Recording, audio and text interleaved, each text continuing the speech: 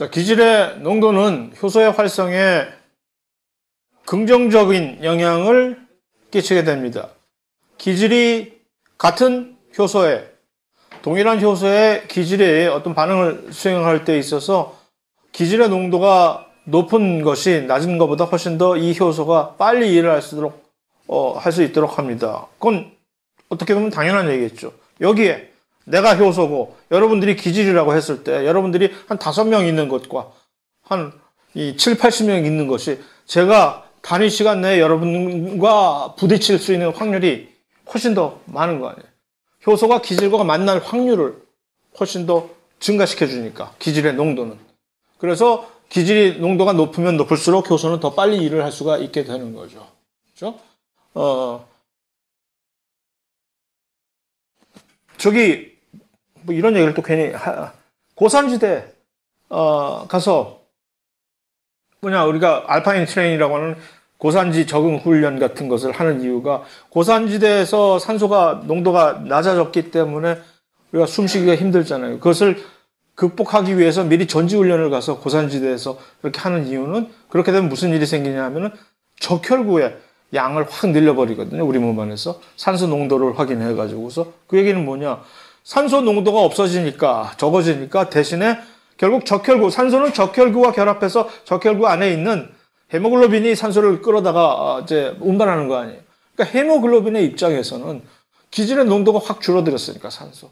그러니까 대신 효소의 농도를 확 높여가지고서 동일한 양의 반응 결과를 가져오게 하는 효과를 내서 그것을 이제 상쇄하는 그런 반응 기전을 우리는 이미 가지고 있거든요. 그래서 그런 식으로 기질의 농도는 그런 식으로 영향을 미치는데, 이것을 우리가 정량적으로 표현을 하면은, 그러니까 기질의 농도를 가지고 어떤 요소가 일잘러인지 못 러인지를 표시할 수가 있을까? 있지라고 해서 도입된 개념이 바로 요 Km 값이라는 겁니다. 어떤 효소들이 있는데, 그러니까 같은 일을, 동일한 일을 수행하는 효소지만 이제 각 브랜드가 다를 수 있잖아요. A, B, C 세 개 서로 다른 브랜드에서 똑같은 화학 반응을 수행하는 효소를 전부 이렇게 내놨다고 칩시다.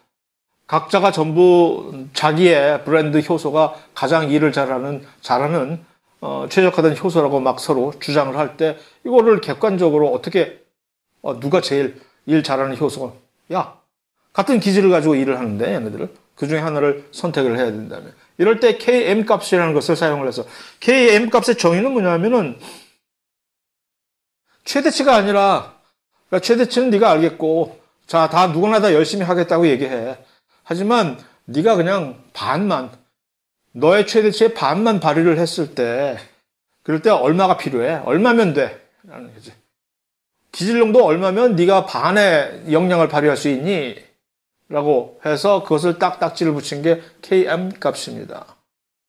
다시 말하면 어떤 효소가 A, B, C 효소가 있는데 Km 값이 가장 작은 효소, 가장 큰 효소, 이 중에 어떤 효소가 일을 더 잘하는 효소일까요?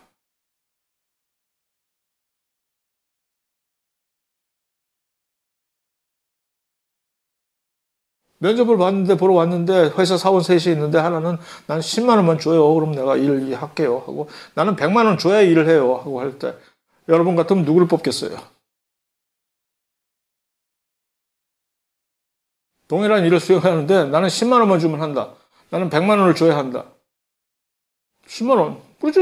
회사 사주 입장에서. 바로 KM 값이 바로 그런 거지. 얼마면 돼? 기질농도 얼마면 네가 50%의 능력을 발휘할래? 최대치는 전부들 다 뜬구름 잡는 얘기니까 최대치 얘기를 하지 말고, 그 최대치에서 네가 반만 보여줘봐. 반만 보여줄 때, 그 반을 보여줄 수 있을 때, 내가 얼마를 주면 그 반 능력을 네가 보여줄 수 있겠니? 할 때, 일을 잘하면 잘할수록 적은 기질 농도를 가지고도 그 반을 성취할 수 있을 것이고, 일을 좀 굼뜨는, 일을 잘 못하는 효소는 훨씬 더 많은 양의 기질 농도를 갖다 제공을 해줘야 그제서야 자기의 한 반의 능력을 발휘할 수 있는 그런 개념이죠, 이게. 이건 측정 가능한 거예요. 어떤 효소가 있을 때 그냥 그 효소의 이름만 듣고서 계산으로 해볼까? K 값은 그건 못해. 다만 이거 효소가 있을 때 그 효소의 활성을 측정을 이렇게 한 몇 개 데이터 포인트로 끊어가지고서 이렇게 했을 때 기질 농도를 변화를 계속 줘가면서 하면 측정값으로 실험적으로 측정돼서 어떤 효소가 갖다가 이제 영구적으로 이제 오명을 씌울 수 있는 그런 값입니다.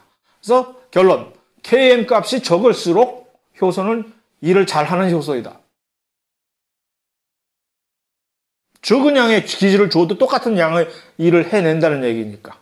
왜냐하면 Km 값이라는 것은 결국 기질의 농도예요. 어땠을 때 기질의 농도냐? 어떤 특정한 효소가 자기의 50%의 능력을 발휘를 할 수 있는 기질의 농도예요, 그게.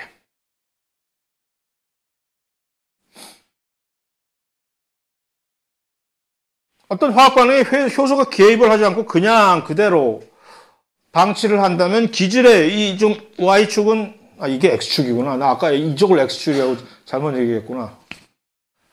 이게 X축, 얘는 Y축.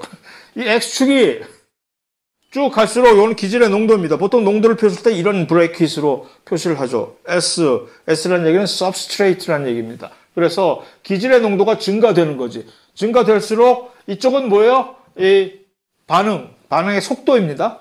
속도가 빨라진다는 거죠. 그러니까 가만히 내버려둬도 이렇게 기질의 농도가 높으면 화학 반응이 저절로 훨씬 더 많이 빠르게 되겠지. 그러나 효소가 개입이 되면 이게 훨씬 더 기울기가 확 커지면서 쭉 올라가나, 그러나 효소는 이게 이렇게 되지 않고 어느 정점에 이르면, 여기가 바로 요 정점이 상상의 그 Vmax라고 하는 어떤 특정한 효소가 최대한으로 자기의 능력을 발휘할 수 있는 그 활성이지. 최대값. 그러니까 이 최대값은 사실 측정하기가 매우 힘들 거 아니야. 그래서 일부러 요 50%.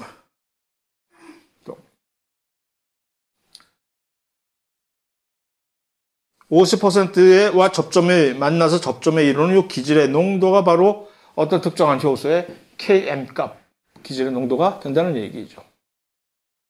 그러니까 어떤 효소는 이거보다 훨씬 Km 값을 이걸 높이려면 어떻게 돼? 이 기울기가 조금 더 완만해지면, 이 효소의 이 곡선 기울기가 조금 더 완만해지면 Km 값이 훨씬 더 바깥쪽으로 가서 떨어지게 되겠지. 다시 말해서 Km 값이 증가가 되겠지. 그러니까 일 못할수록, 일 잘한다는 얘기는 얼마나 훨씬 더 이게 초기에 이 기울기가 크냐는 얘기지. 일을 못할수록 쭉 내려가가지고 이렇게 되면 Km 값은 이쯤에서 오게 되는 그런 얘기가 되는 겁니다. 자, 제3자. 그러니까 기질은 당사자니까 당사자가 훨씬 더 많으면 많을수록 효소가 일을 더 잘한다. 상식적으로 납득이 가는 얘기인데, 그러나 제3자가 여기에 개입을 해가지고서 효소 활성을 영향을 끼치는 경우가 있습니다. 그렇게 영향을 끼칠 수 있는 제3자를 우리는 코팩터라고 얘기를 합니다. 보조인자. 많은 경우에 이 보조인자들은 항상 이 효소를 도와주는 긍정적인 천사 역할을 하기 때문에 보통. 그래서 그냥 정의상 코팩터라는 얘기는 보통 효소 곁에 가서 효소와 결합을 해서 효소를 잘 쓰담쓰담 해줘서 이 효소의 활성을 높여주는 그런 물질을 코팩터라고 하면 됩니다. 좀 더 깊게 들어가면 여기에는 코팩터 중에는 크게 두 가지로 코엔자임이 있고 무슨 그렇게, 근데 그것은 여기서 우리가 다루지 않고 무조건 효소도 아닌 것이 효소 곁에 가서 붙어서 효소 옆에서 이 결합이 이것이 영구적인 것인지 아니면 그냥 임시적인 것인지는 관계없어요.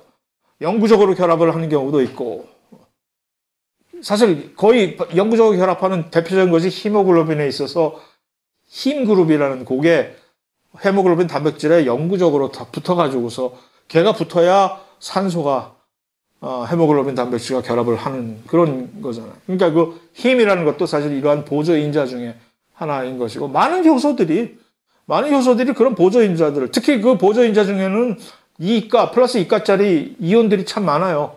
마그네슘, 아이언, 철분, 그다음에 징크, 그런 것들. 그래서 그걸 영양 보조자로 막 먹어야 된다고 하는 얘기가, 특정한 효소들의 활성을 그렇게 그런 이온들이 가서 보조, 인자 역할로서 활성을 유지시켜주기 때문에 우리가 철분 당장 일단 히모글로빈 단백질에 철분이 없으면 이게 작동이 안 되잖아. 그런 것처럼 많은 효소들이 마그네슘과 칼슘, 그 다음에 이제 아연 같은 그런 것들을 그렇게 보조인자로 사용을 합니다. 그래서 그게 바로 이제 이온들이, 특히 플러스 2가짜리 이온들이 작용을 많이 합니다. 자, 근데 항상 우리 세계는 이렇게 천사만 있는 것이 아니라 악마도 있잖아. 그래서 그 악마 역할을 전담하는 것을 우리는 이름을 억제자라고, 이니비터라고 해서 이제 보조인자처럼 같은 동일한 방식의 일을 하는데 결과는 부정적인 네거티브한 영향을 끼치는 것들을 이니비터 억제자라고 얘기를 합니다. 근데 이 억제자 중에는 두 부류의 억제자가 있어서 하나는 경쟁적, 또 하나는 비경쟁적 억제자가 있습니다. 재밌네 이거. 경쟁적 억제자부터 살펴본다면 얘는 뭐 경쟁을 누구와 하겠다는 얘기냐 하면은 기질하고 경쟁을 하겠다는 얘기입니다. 이 녀석이. 효소를 하나를 놓고 기질이 이제 효소가 가서 너는 내 거야 하고, 기질은 효소와 특이적으로 결합을 하는 물질이 기질이잖아요. 그 화학 반응을 위해서. 근데 기질을 제쳐내고 내가 먼저 해서 가서 효소에, 그러니까 활성 부위에 결합을 할 수 있어야지 얘가. 이 억제자 역시 경쟁적 억제자는 마치 기질처럼 효소의 활성 부위에 가서, 그러니까 결과적으로 기질과 지금 효소의 활성 부위를 놓고 서로 경쟁하는 의자 뺏기 게임을 할 수 있는 것이, 다시 말해서 구조적으로 경쟁적 억제자는 어떻다? 구조적으로 기질과 유사한 물질인 거지. 많은 유사 물질들은 우리가 제약의 관점에서 많은 유사 물질을 가지고 어떤 효소를 억제시킨다거나 그런 방식으로 해서 무엇을 어떤 약으로 쓸 때 바로 이러한 점을 착안하는 거죠. 기질과 닮은 물질이지만 기질처럼, 우리가 봤던 수크랄로스도 어쩌면 그런 입장에서 그런 거지. 사실 설탕과 매우 비슷하게 생겨서, 그러나 설탕처럼 제대로 설탕을 분해하는 효소가 만났을 때 얘를 분해시키지 못하고 얘는 그냥 그대로 대사가 안 되게 하는 그런 것들, 여러 가지 저는 그런 유사 물질들이 전부 다 경쟁적 억제자로 이제 저희가 기능을 할 수가 있는 거죠. 경쟁적 억제자가 있을 때는, 그러니까 참 짜증나지. 경쟁적 억제자가 있어. 누군가가 여러분들이 석사 논문을 위해서 실험을 막 열심히 수행하는데 여러분의 경쟁자가 누군가 그러서는 안 되겠지만 여러분의 숨은 히든 경쟁자가 여러분들의 그 실험 결과에 사보타지를 하기 위해서 거기다가 이 경쟁적 억제자를 그 시료에다 팍 풀어 넣었다고 칩시다. 이 실험 결과가 나오지 않으면 여러분들은 졸업 논문을 완성할 수가 없고 졸업은 무산되는 거예요. 이런 나쁜 놈이 있나. 그러나 이것은 사실은 해결을 굳이 못할 것도 아니에요. 어떤 녀석이 그렇게 아주 억하심정으로 그렇게 해서 아주 나쁜 놈, 지옥에나 가버리라 하겠지만, 어쨌든 그것과는 관계없이 여러분들은 이 문제를 해결할 수가 있습니다. 어떻게 해결할 수 있을까? 자식, 어리석은 놈 하면서 어떻게 하면 기질의 농도를 무한 방출해버리면 됩니다. 경쟁적 억제자의 영향은, 그러니까 기질의 농도를 높이면 거의 없었던 것처럼 상쇄돼 버려요. 왜냐하면 여기에 예를 들어서 이 정도의 인원이 있는데 여러분들이 다 기질이야. 소중한 기질이야. 근데 여기에 억제자가 한 명이 딱 들어왔어. 내가 이 기질 대신에 억제자를 만날 확률은 지금 현재 딱 보니까 한 42대 1 정도의 확률로 내가 잘못하다가는 억제자를 만날 확률이 있어. 그러나 이것을 내가 만약에 그것을 방지하기 위해서 여기에다가 훨씬 더 많은 수의 기질 학생을 해서 5,000명을 여기다 풀어버리면 내가 이 억제자를 만날 확률은 거의 0에 수렴하는 거지. 이 확률적으로 기질을 만날 확률이 훨씬 더 높아지니까. 그래서 기질의 농도가 엄청나게 높아지면 이것은 아무 문제가 되지 않습니다. 그러나 비경쟁적 억제자의 경우에는 문제가 다릅니다. 이게. 왜냐하면 얘는 활성 부위는 아무 관심이 없은, 난 그런 건 관심 없고 나는 너의 다른 부위를 건드려 가지고서 너를 망가뜨려 버릴 거야 라는 아주 정말 이 죄질이 훨씬 더 악랄한 억제자입니다. 그래서 다른 위치, 활성 부위가 아닌 다른 위치, 이 다른 위치라는 것이 allosteric이라고 여기. 그래서 보통 흔히 열 때 allosteric다른 자리 입체성이라는 얘기가 바로 거기서 나오는 얘기입니다. 활성 부위가 아닌 다른 자리에 결합을 하는데 결과는 효소는 망가짐. 다른 자리 경쟁적 억제자의 경우는 이 경쟁적 억제자가 기질 대신에 효소의 활성 부위를 차고 들어앉아가지고서 있는 거야. 심히 불편하지. 그러나 얘를 쫓아내기만 한다면, 얘를 나가서 잘 구슬려서 얘 집에 가 이제 한다면 기질이 계속 다시 들어올 기회가 생기는 거지. 그러나 비경쟁적 억제자는 이런 다른 자리 입체성 억제자는 기질의 이런 활성 부위, 그러니까 효소의 활성 부위가 아닌 다른 이상한 등 뒤에 달라붙는다든가 해가지고서 그 결과로 인해서 효소의 활성 부위의 구조를 망가뜨려 버리는 거지. 훨씬 더 장기간에, 어떤 경우는 완전히 영구적으로 효소를 망가뜨려 버릴 수가 있고, 많은 경우 그렇게까지 장기적이 아니더라도 꽤 긴 시간 동안 이 효소를 쓸모없게 만들어 놓습니다. 훨씬 더 골치 아픈 억제자인 것이죠. 그래서 여기 세 개의 그림, 캠벨에서 나온 세 개, 아무런 억제자가 없을 때 기질은 효소의 활성 부위와 딱 맞아 떨어지는 이 구조에 안착을 해서 일을 벌이는, 도모하는데, 어떤 경쟁적 억제자 같은 경우에는 전체적으로 기질과 다 똑같지는 않다 하더라도 여기에 찰싹 달라붙어 가지고서 얘가 들어있는 동안만큼은 이 기질이 여기에 들어가지를 못하니까, 대표적인 그런 경쟁적 억제자로서 여러분들에게 즐거움과 그 다음에 또 괴로움을 동시에 선사해주는 그 물질이 이거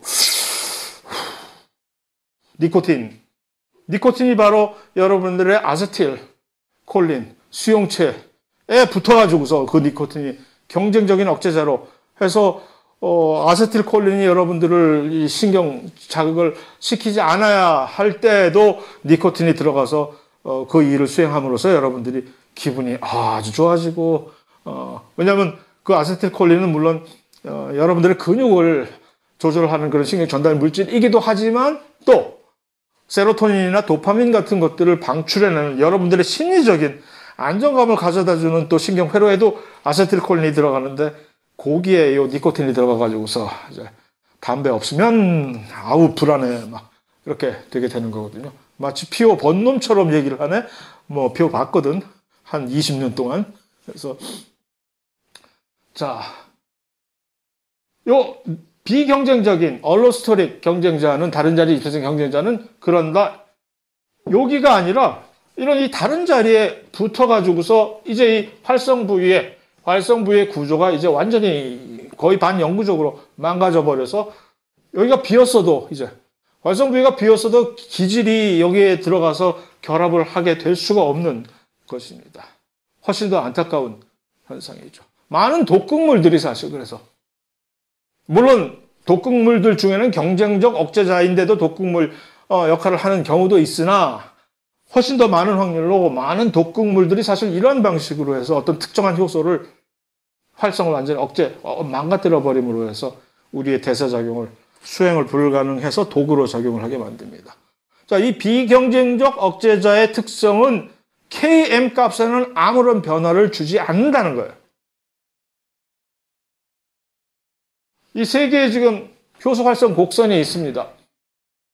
이 분홍색, 핑크색 곡선은 억제자가 아무것도 없을 때 원래 상태의 그런 활성 곡선인데, 이 기울기가 이렇게 기울게 되는 이 경쟁적 억제자의 경우에는 Km 값이 확실히 변화가 생기는 거지. 그러나 여기 지금 이 파란색 플랫, 요거는 비경쟁적 억제자인 다른 자리 입체성 억제자의 활성 곡선인데, 어떤 양상이 다른지 한번 잘 관찰을 해보세요. Km 값은 변화가 없어요. 왜? Km 값은 기질의 농도와 관련되는 거잖아. 이 비경쟁적 억제자는 기질의 농도하고는 아무 상관이 없이 효소를 망가뜨려 버리는 거야. 기질의 농도는 그 똑같하지만 효소 자체에 원래 이 인트린식한 요 최대치 값을 완전히 확 눌러뜨려 버리기 때문에 전체적으로 이 Km 값은 뭐 그대로 변화가 없지만 그게 좋은 게 아니지. 전체적으로 훨씬 더 효소 활성 입장에서는 훨씬 더 심각한 부정적인 영향을 끼치게 되는 거죠. 이게. 자, 이 억제자만 그러면은 다른 자리 입체성이라는 방식으로 조절하느냐 하면 사실은 긍정적인 어떤 조절자들도 어떤 경우에는 이런 방식으로 일을 하는 경우도 있으니까 이쯤에서 우리는 정리를 할 필요가 있어가지고서 억제자도 그렇고 촉진자도 그렇고 어떤 물질은 효소의 활성 부위가 아닌 다른 자리에 붙어가지고 그 일을 수행하니까 그런 것들은 통틀어서 이렇게 하기로 하자. 다른 자리 입체성 조절자라고 이름을 부르기로 하자. Allostatic Regulator. 이 중에는 그러니까 촉진자도 있을 것이고 억제자도 있을 것이지. 그들의 종류에 따라서. 그래서 이니비터 또는 액티베이터 둘가 있을 수가 있겠죠. 그런 관점에서. 두 개를 비교하는 그림인데 캠벨에 나오는 굳이 이것을 좀 개인적인 불만을 지금 이 효소는 4개의 소단위체, 서브유닛이 동시에 마치 헤모글로빈처럼 4개의 소단위체가 같이 붙어가지고서 4차 구조를 가지고 있는 효소인데 얼핏 이 그림만 보면은 그러면 이러한 얼로스토릭, 다른 자리 입체성 조절자는 마치 소단위체를 가진 4차 구조를 가진 효소에만 적용이 되는 것이라고 혹시 오해를 할 수가 있잖아요. 그렇지 않아요. 하나만 단독으로 일하는 효소의 경우에도 얼마든지 다른 자리 입체성 억제자, 촉진자들이 존재해요. 다만 비교를 할 때 요거 말고 이제 요 다음 장에 나오는 협동성이라는 것을 여기서 또 한번 비교하기 위해서 일부러 아마 교과서에서는 4개의 소단위체로 구성된 이러한 특정한 경우에 효소를 예를 이제 들기로 결정을 한 모양인데 어쨌든 자, 딱 보면 그냥 제가 설명을 하지 않아도 요 초록색을 보이는 촉진자와 빨간색의 이 억제자가 어떤 식으로 일을 해서 이런 서로 상반된 결과를 초래하는지는 자체적으로 설명을 지금 해주고 있는 것이죠. 그죠? 둘 다, 공통점은 둘 다, 액티베이터가 됐든 이니비터가 됐든 둘 다, 여기서 지금 효소의 활성 부위는 바로 여기입니다. 4개의 활성 부위를 가지고 있는 거지. 4개의 활성 부위를 가지고 있는. 그런데 이제 이 어느 경우에서는 억제자의 경우나 촉진자의 경우나 둘 다 이 물질이 활성 부위에 결합하지 않잖아. 활성 부위가 아닌 다른 자리. 여기 지금 결합하고 있잖아, 여기. 활성 부위가 아닌 옆구리에 지금 붙어가지고서. 결합을 하나 그 결과로 억제자의 경우에는 그 결과로 활성 부위의 결과가 완전히 활성 부위의 구조가 망가져 버리는 것이고 이 경우는 그 결과로 활성 부위의 이 구조가 촉진이 되어 버리는 것이고 안정화가 돼 가지고서 그러니까 이것은 뭐 복불복이지 뭐 어떤 경우는 이렇게 될 거고 어떤 경우에는 저렇게 될 것이고 둘 다 존재하고 현실적으로 그런 얘기입니다. 그래서 이것이 바로 이제 얼로스토릭 다른 자리 입체성 조절자의 그러한 경우입니다. 그런데 비슷하면서도 다른 케이스가 협동성이라는 이런 개념이 있는데 cooperativity라고 해서 자 이것은 항상 이 조건이 최소한 2개 이상의 소단위체로 구성된 효소에서만 적용이 되는 문제입니다. 그러니까 혼자 단독으로 일하는 효소의 경우에는 cooperativ이라는 개념이 성립이 될 수가 없습니다. 이것이 조금 전에 본 다른 자리 입체성 조절과 매우 흡사한 이유는 소단위체에서 이것을 구성을 하면서 효소의 활성을 촉진을 시키는 것인데 그런데 근본적으로 다른 점은 이것은 다른 자리 입체성과 근본적으로 다른 것은 이 물질은 협동성을 표출하는 이 현상은 어떤 물질이 활성부에 결합을 하는, 그런데 그 물질 자체가 누구냐? 바로 기질 장본인이라는 얘기입니다. 기질 장본인이, 활성부위에 결합하는 기질 장본인이 이 현상을 초래하는데, 이것은 그러니까 한마디로 사자성어로 표현하면 점입가경. 말도 안 되는 비유를 들고 있어. 점입가경. 무슨 얘기냐? 기질이 하나만 붙었을 때는 그저 대면 하다가 한 번 더 붙으면 이것이 소단위체를 이뤘다는 점을 다시 한번 상기시키시기 바랍니다. 그러면 이것이 훨씬 더 상승작용을 일으켜서 서로 시너지를 일으켜가지고서 이 효소의 활성을 훨씬 더 촉진시키는 순기능을 발휘한다는 얘기입니다. 그러니까 이 기질 자체가 하나도 기질이 없을 때는 얘네들이 이렇게 비활성화된 상태로 있기가 쉬운데, 기질 하나가 먼저 가다가 자기가 총대를 메고 용감하게 이 4개의 활성 부위를 가지고 있잖아요, 이 효소가. 이거 바로 헤모글로빈입니다. 바로 정확하게 헤모글로빈이. 요 기질이, 헤모글로빈에 있어서 기질은 누구예요? 산소잖아. 이 산소가 하나가 이 4개를 다 채울 필요 없이 일단 4개의 빈 공간에 중에 하나만 먼저 산소가 가서 딱 붙어도 그 결과로, 그 여파로 인해서 나머지 비어있는 활성 부위들도 이제 으쌰으쌰해서 이 구조가 안정화가 돼가지고서 훨씬 더 기질을 잘 받아들일 수 있는 구조로 변모한다는 얘기입니다. 그래서 이것이 훨씬 더 촉진이 된다는 얘기죠. 협동성이라는 얘기는. 그래서 이 협동성을 보이는 물질들은 효소의 활성 곡선을 그리면, 협동성을 보이는 효소는 활성 곡선이 보통 일반적인 파란색으로 표시할게요. 일반적인 효소의 활성 곡선은 이렇게 되잖아요. 이렇게 보통. 그런데 협동성을 보이게 되는 효소의 활성 곡선은 좀 특이해서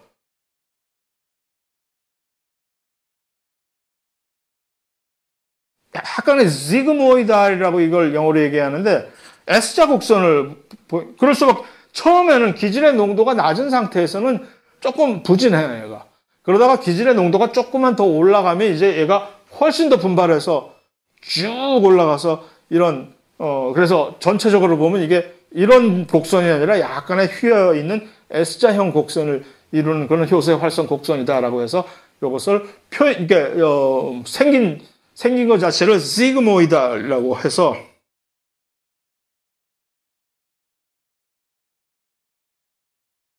이런 형태의 효소 활성 곡선을 보이는 그런 효소들은 협동성을 가지고 있다는 것 자체가 무슨 얘기입니까?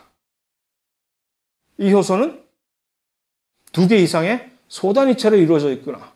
그러니까 일단 우리가 어떤 화학 반응을 세포 안에서 감지를 했을 때 이 화학 반응을 수행하는, 이 전담하는 효소가 누구냐라는 것을 먼저 일단 찾으려고 노력을 하게 되는 그런 단계로 가거든요. 정체를 모르지, 그때는. 그래서 생체 내에서 생체액을 추출해가지고서 이 활성을 보이는 그 포션을 잘 추출을 해가지고서 여기서 이제 정제를 해서 효소를 찾아내려고 막 하는 거예요, 이제. 그러다 보면 이제 그동안은 뜬구름 잡는 거지, 이 효소는 이제 우리의 뜬구름 잡는 무슨 유니콘 같은 그런 효소로서 남아있는데, 그 효소에 이제 어떤 힌트를, 단서를 제공해주는 여러 가지 이제 데이터들이 나올 거 아니에요. 그런데 그 중에서, 이 효소 활성 곡선을 딱 해보니까 이런 S자 곡선이네, 이거. 그럼 이 효소는 2개 이상의 단백질들이 모여서 지금 일을 하는 효소다라는 결론이 딱 나오게 되는 거죠, 거기서.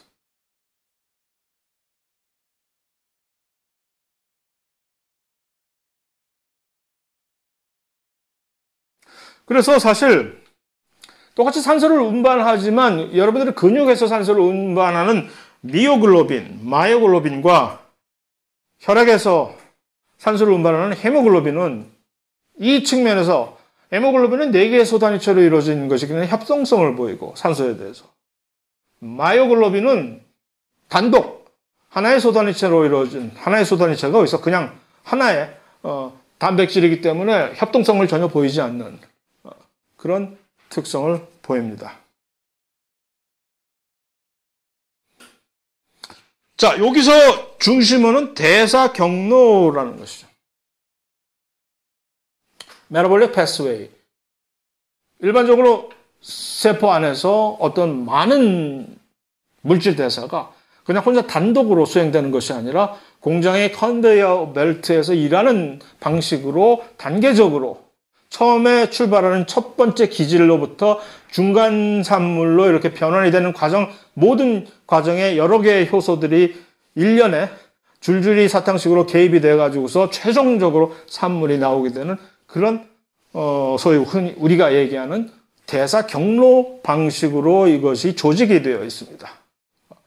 근데 이제 그런 방식으로 조직이 돼서 대사가 벌어질 때는 무슨 문제가 생기냐 하면 효소들이 각자가 무슨 눈이 있는 것도 아니고 이 초기 단계에서 이 대사 경로의 초기 단계에서 모든 효소들은 그냥 그 바로 전 단계의 효소의 대사 반응에 의해서 어떤 결과물이 산물이 오면 지가 그걸 받아가지고서 또 역시 이래서 다음 단계로 넘기고 하는 기계적인 그런 일을 하게 되는 것인데 그럼 경제적으로 예를 들어서 아무것도 모르면서 계속해서 물질을 쌓아내고 있는 거야. 여기에 저쪽에 산물의 재고가 엄청 쌓이게 되는데 그걸 알 길이 없잖아. 재고는 엄청 쌓이는데 그럼에도 불구하고 계속 밀어내기를 하게 되면 그 효소들을 우리가 키우고 있는 세포 자체 내 입장에서는 좀 그렇잖아. 어떻게 조절을 어떻게 하는 방법이 없을까? 그렇게 해서 고안을 해낸 것이 진화적으로 되먹임 억제라는 얘기입니다.